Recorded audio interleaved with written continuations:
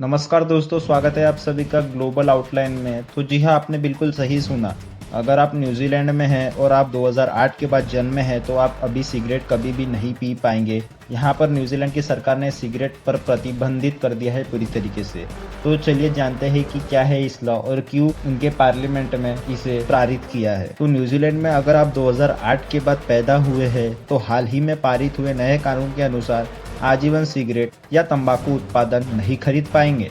New Zealand की सरकार ने एक ऐसा नया कानून पारित किया है जिसके तहत 1 जनवरी 2009, ध्यान से सुनिएगा, जी हाँ बिल्कुल, 1 जनवरी 2009 को या उसके बाद जन्मे लोग कभी भी सिगरेट तंबाकू नहीं खरीद पाएंगे।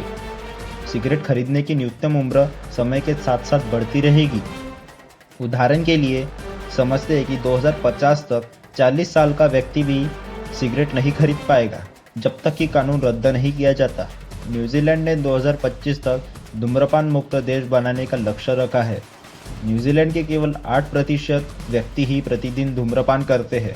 इसके बावजूद न्यूजीलैंड ने यह कड़ा कानून पारित किया है। न्यूजीलैंड में धूम्रपान करने वाले वयस्क लोगों की संख्या पिछले एक दशक में आधे से गिरकर 8% हो गई है, जिसमें पिछले वर्ष 56,000 लोगों ने धूम्रपान छोड़ दिया।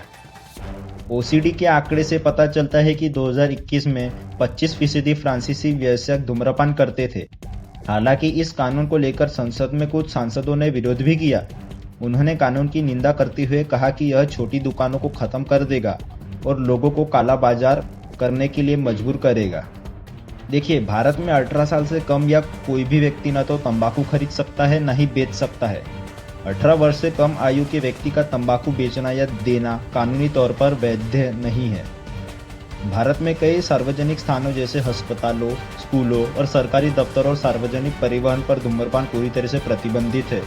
इसका पालन न करने पर अलग अलग सजा का प्रावधान भी है।